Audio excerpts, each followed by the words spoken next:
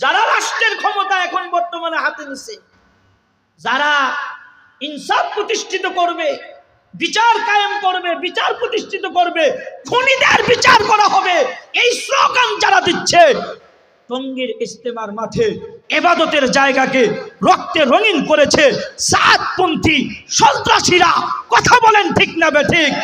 3 দিন জেলখানায় রাখার পরে 30 জনকে একদিনে জামিন দেওয়া হয়েছে বিচারকে বিক্রি করে। কথা বলেন ঠিক না বেঠিক? বায়াল হুকমি যারা লম্বা লম্বা স্লোগান দিতেছে, এখানে বিচার প্রতিষ্ঠিত হবে, ন্যায় ইনসাফকারী বিচারক বিচার গঠন করা হবে, উচ্চ আদালতে প্রত্যেকটা খুনির বিচার করা হবে, ওই আজকে তাদের স্লোগান। বুঝেন নাই? আগের হাল যেদিক গেছে পিছনের হাল ওদিকেই যাইতেছে। বুঝা হই না কাজ করতে হইব। সুদখোরের কাছ থেকে এর থেকে বেশি কিছু আশা করা যায়? জোরে কন, জোরে কন, জোরে কন। তোমার মেয়েটা আমার ছেলের জন্য বউ করতে চাই, তুমি রাজি আছো? জোরে কন না একটু আল্লাহু আকবার। আর্মি বাহিনী ছিল না, পুলিশ বাহিনী ছিল না, র্যাব বাহিনী ছিল, কোনো বাহিনী ছিল না, কিন্তু জামানাটা কত সুন্দর ছিল। অর্ধ পৃথিবীর খলিফা, সারা দুনিয়ার খলিফা যখন আবু বকর ছিলেন, বিচারপতি ছিল হযরতে ওমর।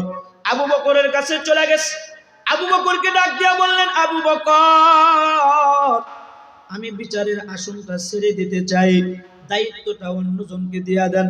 আবু বকর ওমরকে ডাক দিয়া বললেন, ওমর, বিচারের আসন কেন ছেড়ে দিতে চাও? তার মানে এখন তোমার প্রধানমন্ত্রী হইতে মনে চায়? আমি আবু বকরের সাথে কি হিংসা শুরু করছো? ওমর ডাক দিয়া কয়, না না না, আমি কিন্তু তোমার চেয়ারের দিকে লোভ নাই, এই জন্য আসন ছেড়ে দিতে চাই।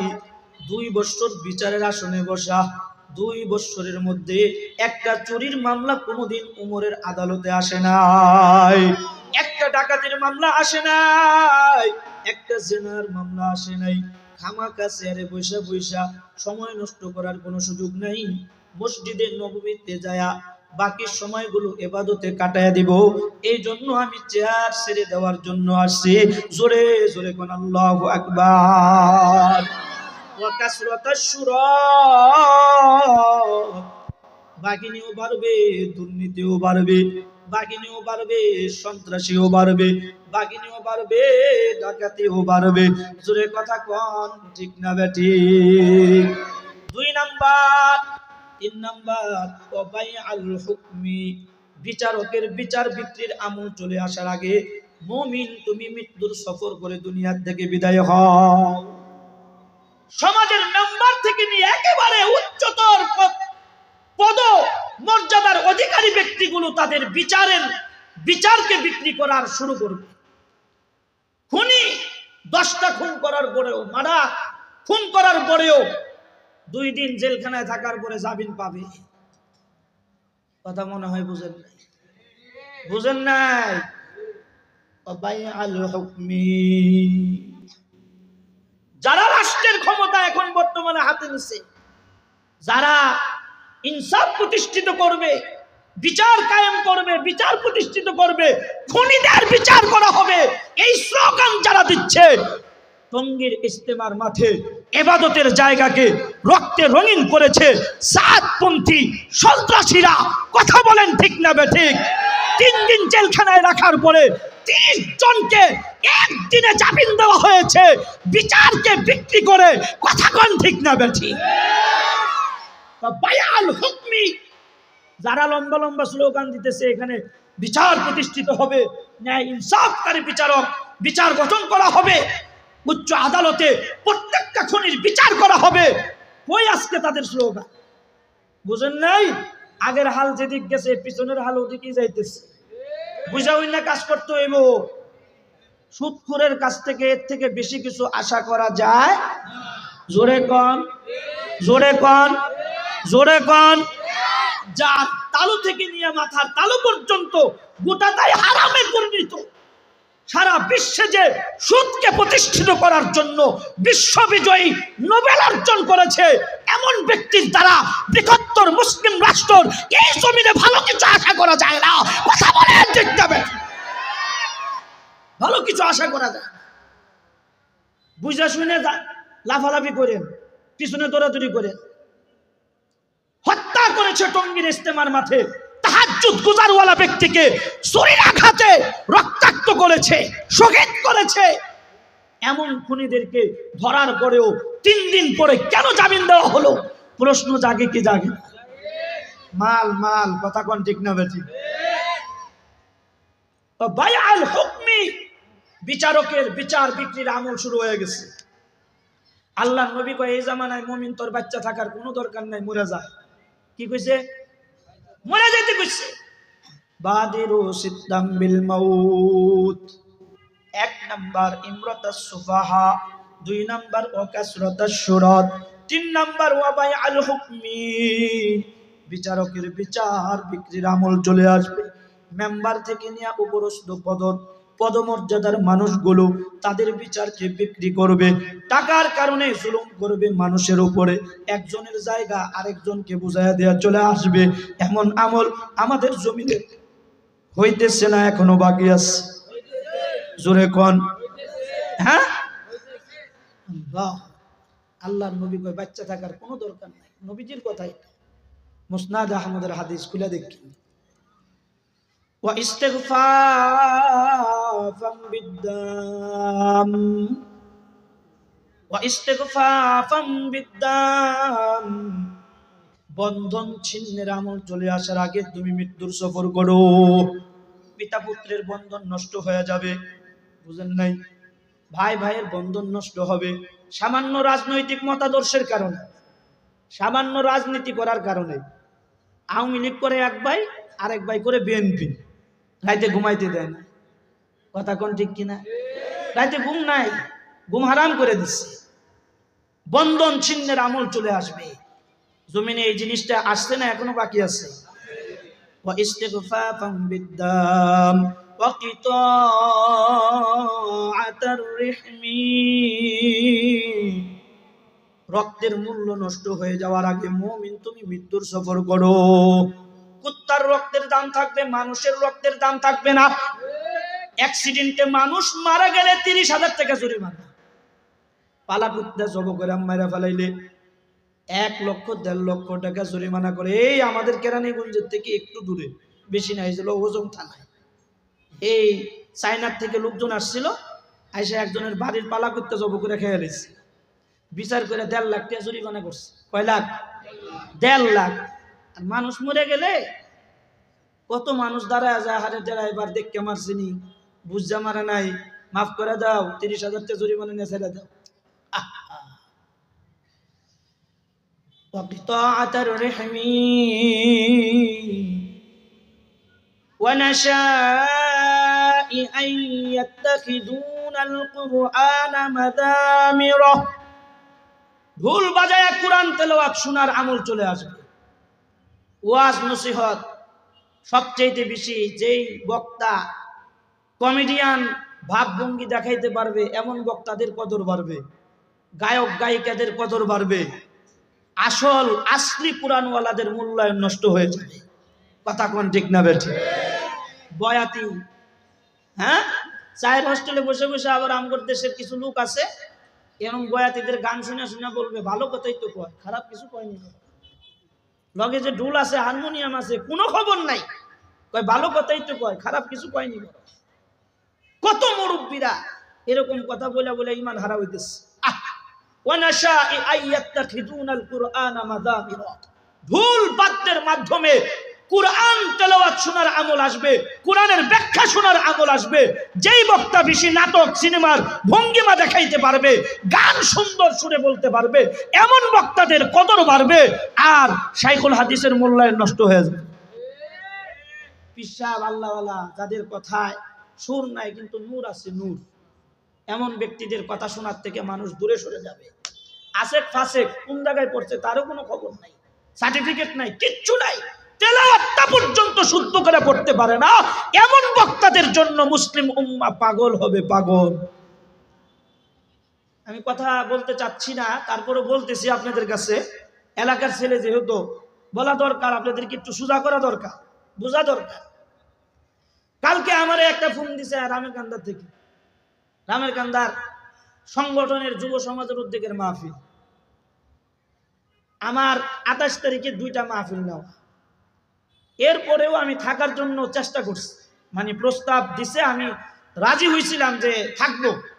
জিজ্ঞেস করলাম বক্তা আসবে কি, ভাই আব্দুল খালেক শরীয়তপুরি, নামটা বলে দিলাম, যার ব্যাপারে আমাদের মুরব্বীদের সিদ্ধান্ত সমস্ত মহল থেকে তাকে এখন বয়কট করছে। সারা বাংলাদেশের উলামায়ে একরাম, সমস্ত উলামায়ে একরাম এই ওয়াজ মাহফিলের মাঠ থেকে এরকম চাটুকা মৌলবীকে নিষিদ্ধ ঘোষণা করেছে সমস্ত উলামায়ে। এক সময় তার কাছে টানছিল, যখন তার ভিতরে ধোঁকাবাজির এই অবস্থানটা বেশি দেখছে, যে এই সামনে আইসা 2টা মাহফিল করার লেগে মুরব্বীদেরকে হাত করতেছে, বাউ করতেছে। মুরব্বীরা বুঝার পরে তার কৃতকর্মগুলো যখন তার সামনে স্পষ্ট হয়েছে, তাদের সামনে আমাদেরকে বলে দিছে এই ধরনের বক্তা যেন কোনো ওয়াজ মাহফিলে না আসে, তাইলে আমাদেরকে আনবা না। আমাদের মুরব্বীদের নির্দেশ, আমরা মুরব্বীদের নির্দেশ পালনার্থে এই সমস্ত বক্তাদের থেকে দূরে। আমি বললাম একটা ওয়াজ করলে তো কমপক্ষে এলাকার মানুষ হিসেবেও 2, 4, 5, 10 হাজার টাকা আপনারা দিতেন না? আমি ডাইরেক্ট বলে দিছি এরকম বক্তা যেখানে আসে ওখানে আমি ছোট্ট বিনিয়ামিন সাদি আপনাদের ওখানে যাব না, আপনার অন্য বক্তাদের ওয়াজ করা। শিখতে হবে, বুঝতে হবে কাদের ওয়াজ শুনতে হয়, কাদের ওয়াজ শুনতে হবে, বুঝতে হবে। বেশি নাটক দেখাইতে পারে, ভঙ্গি দেখাইতে পারে, এ ধরনের বক্তাদের ওয়াজ শুই না জিন্দেগিতে জীবনেও কোনোদিন ফায়দা হবে না। কথা কোন ঠিক না বেঠিক?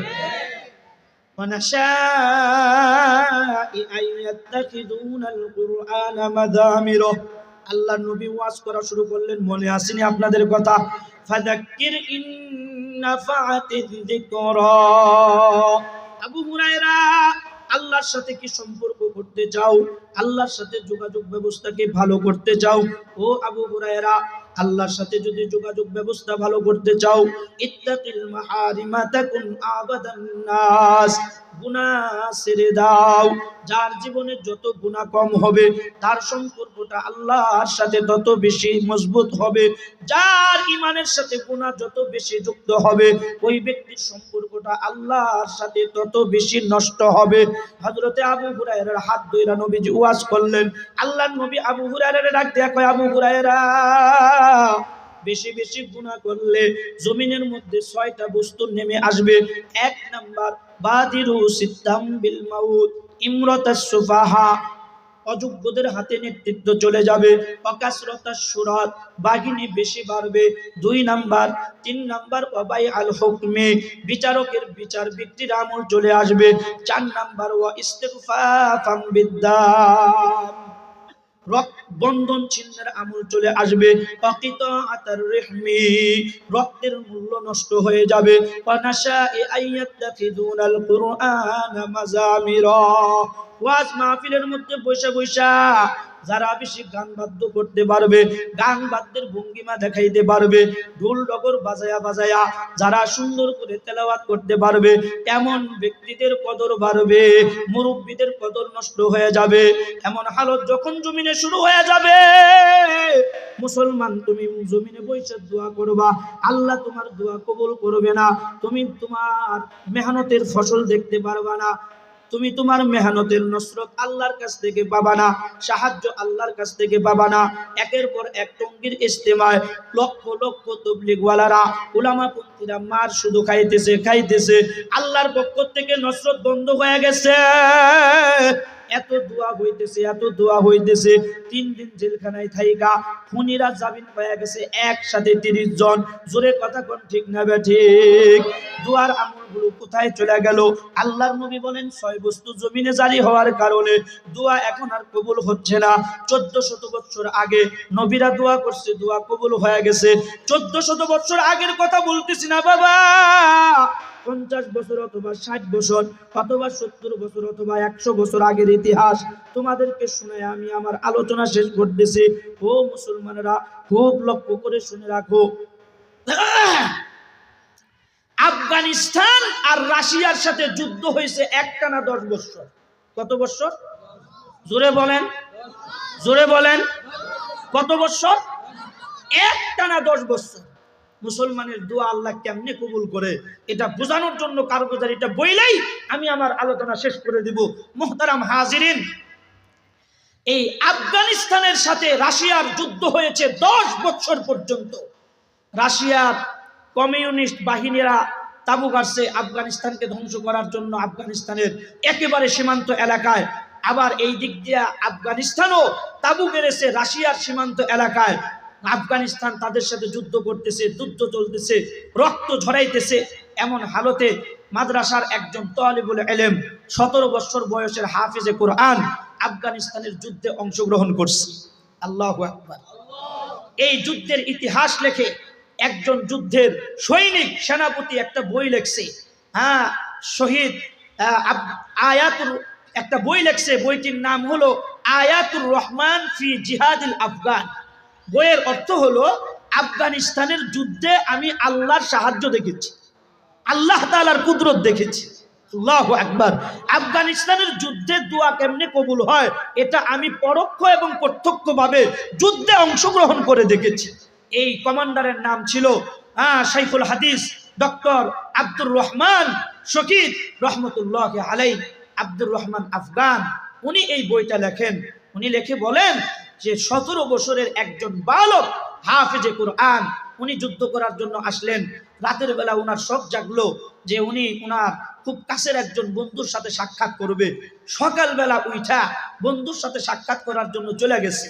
বন্ধুর সাথে দেখাও হয়েছে, তাঁবুর ভিতরে ঢুকলেন, বন্ধুর সাথে দেখাও হয়েছে।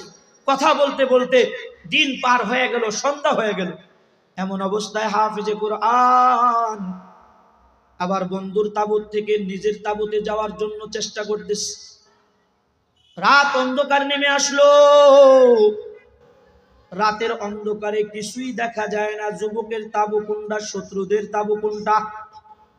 হাফেজে কোরআন ছাত্রটা নিজের তাঁবুর ভিতরে না ঢুইকা রাতের অন্ধকারে শত্রুদের তাঁবুর ভিতরে ঢুকে গেছে। রাশিয়ান কমিউনিস্ট বাহিনীর একজন নেতার কাছে ধরা পড়ে গেছে। হাফেজে কোরআন ছাত্রটাকে ডাক দিয়া বলতেছে, এই মুসলমানের সন্তান, আমাদের তথ্য নেওয়ার জন্য তুমি আমাদের তাঁবুর ভিতরে ঢুকে পড়ছো না? আজকে তোমার 12টা বাজে আসার। হাফেজে কোরআন দাঁড়ায়া বললেন, না না না, আমি কোনো তথ্য নেওয়ার জন্য এখানে আসি নাই। সত্য কথা বলতেছি, আমার সিনার মধ্যে কোরআন আছে, একটা মিথ্যাও আমি বলবো না। আমি মুসলমানদের পক্ষ থেকে যুদ্ধ করার জন্য আসছি, আফগানিস্তানের জমিনের মধ্যে স্বাধীনতার পতাকা উড়াইতে আসছি। আমার দিলের মধ্যে শখ জাগলো আমার বন্ধুর সাথে সাক্ষাৎ হবে, একই জায়গায় আমাদের বাড়ি। আমার বন্ধুর সাথে দেখা করার জন্য আমার তাঁবুর ভিতর থেকে আমি বের হয়ে গেলাম। বন্ধুর সাথে দেখা হইল, বহুদিন পর বন্ধুর সাথে সাক্ষাৎ। অনেক লম্বা চওড়া আলোচনা করতে করতে সন্ধ্যা হয়ে গেল। রাতের অন্ধকারে আবার যখন আমার তাঁবুর ভিতরে আসতে লাগলাম, আমার নিজের তাঁবুর ভিতরে না ঢুইকা আমি তোমাদের তাঁবুতে ঢুকে গেলাম। কোনো তথ্য নেওয়ার জন্য আসি নাই, আমি তোমাদের সাথে কোনো জঞ্জাল বাঁধানোর জন্য আসি নাই, আমাকে ছেড়ে দাও। রাশিয়ান কমিউনিস্ট বাহিনী দাঁড়ায়া বলল, না না না, তোমাকে ছাড়া যাবে না। আমার 2টা প্রশ্নের উত্তর যদি তুমি হল করতে পারো তাহলে তুমি মুক্তি পাইবা। 1 নাম্বার প্রশ্ন,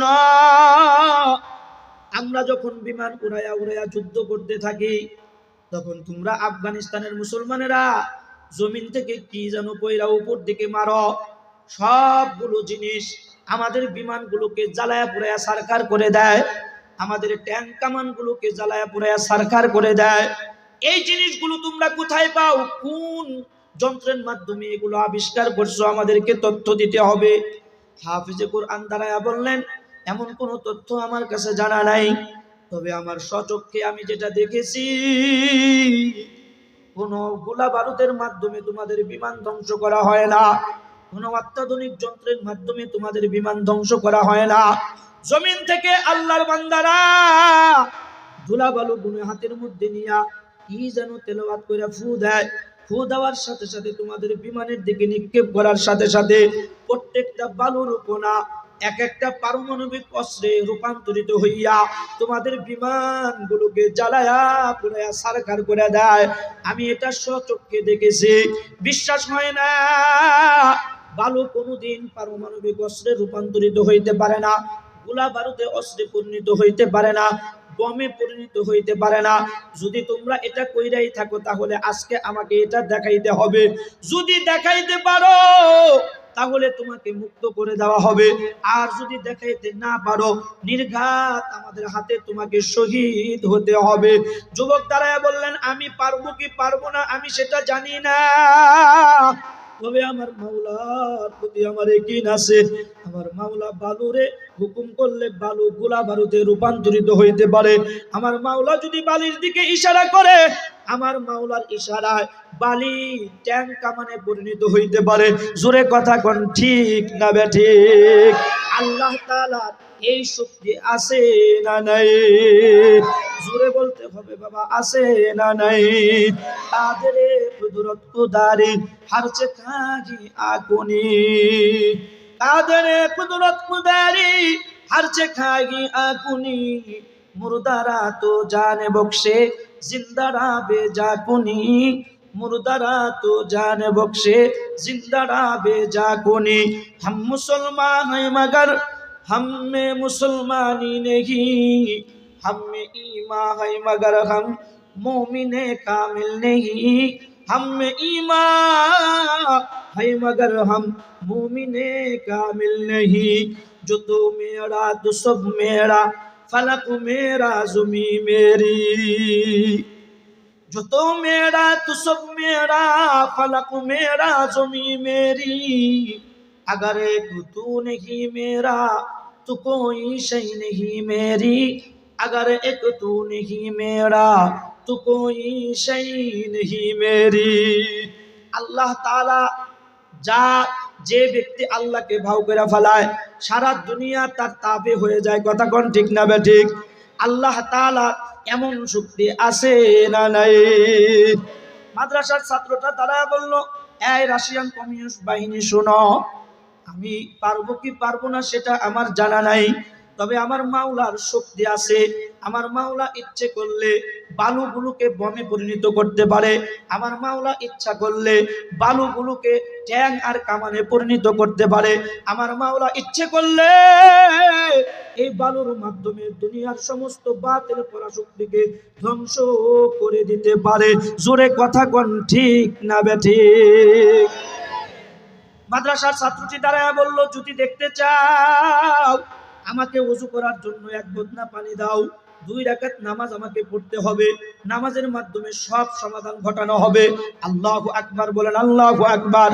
ও মুসলমানেরা সবক শিখো, মুসলমান যখন কোনোদিন মুসিবতে পড়ে যাইবা সাথে সাথে নামাজের মধ্যে দাঁড়ায়া যাইবা, আল্লাহ তাআলার নসরত তোমার জন্য অনিবার্য। জোরে কথা কোন ঠিক না বেঠিক? যুবক ওযু করার মাধ্যমে ওযু করলেন, বদনার পানি দিয়া ওযু কইরা মুসাল্লাতের মধ্যে নামাজে দাঁড়ায়া গেলেন।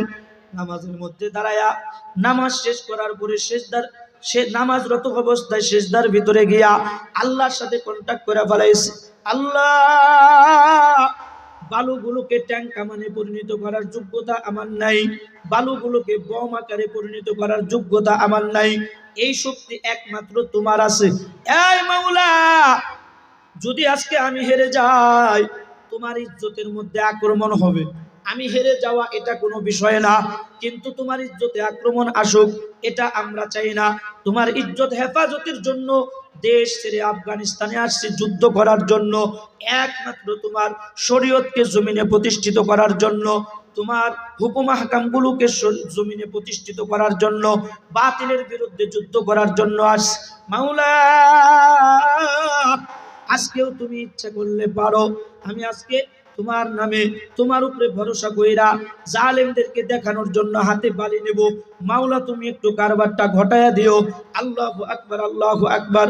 নামাজ শেষ কইরা বালুগুলোকে হাতের মধ্যে নিয়া হাফেজে কুরআন সূরা ইয়াসিন তেলাওয়াত কইরা বালুর মধ্যে ফু দিছে। বাবা, আফগানিস্তানের মুসলমানদেরকে ধ্বংস করার জন্য ট্যাঙ্ক কামানগুলো যেভাবে ফিটিং করে রাখছে, সমস্ত ট্যাঙ্ক কামানগুলোর দিকে বালুগুলো নিক্ষেপ করা আরম্ভ করছে। এক একটা বালুর কণা পারমাণবিক অস্ত্রে রূপান্তরিত হইয়া রাশিয়ান কমিউনিস্ট বাহিনীদের সমস্ত ট্যাঙ্ক কামানগুলোকে জ্বালায়া পুরায়া সরকার করে দিছে। 100 বছর আগের ঘটনা দোস্ত আহবাব। আফগানিস্তানের মুসলমান নামাজরত অবস্থায় দোয়া করছে, আল্লাহ দোয়া এমন ভাবে কবুল করছে তো বালুর কণাগুলোকে পারমাণবিক অস্ত্রে রূপান্তরিত করেছে। জোরে কথা বলেন ঠিক না বেঠিক? এখনো পর্যন্ত ওই আল্লাহ আছে না নাই? জোরে বলতে হবে আছে না নাই? ওই মুসলমানদের মতো যদি দোয়া কবুল করাইতে চাও, আল্লাহর নবীর 1 নাম্বার ওয়াজ, ইত্তাকিল মাহারিমা তাকুন আবাদান নাস। গুনাহ ছেড়ে দাও। গুনাহ ছাড়লে আল্লাহর সাথে সম্পর্ক ভালো হবে, দোয়া কবুল হবে। বালুকে বমে পরিণত করার দরখাস্ত পেশ করলে সেটাই হবে। জোরে কথা বলেন ঠিক না বেঠিক? আল্লাহ তাআলা আমাদের সকলকে গুনাহমুক্ত জিন্দেগি গঠন করার তৌফিক দান করেন। নেক্সট সুরতে ধোঁকা দেওয়ার বহুত লোক জমিনে তৈরি হয়ে গেছে। এই সমস্ত ব্যক্তিদের থেকে আমাদেরকে হেফাজতে থাকতে হবে। ওয়াজ মাহফিলের ময়দানে গুনাহ করা যাবে না, ওয়াজ মাহফিলের সাথে গুনাহকে যুক্ত করা যাবে না। কথা বলেন ঠিক না বেঠিক? আল্লাহ তাআলা আমাদের সকলকে কথাগুলো বুঝার আমল করার তৌফিক দান করেন। ওয়া তাওফীকি ইল্লা বিল্লাহ ওয়া আখিরু দাওয়ানা আনিল হামদুলিল্লাহি রাব্বিল আলামিন। আসসালামু আলাইকুম ওয়া রাহমাতুল্লাহি ওয়া বারাকাতুহু।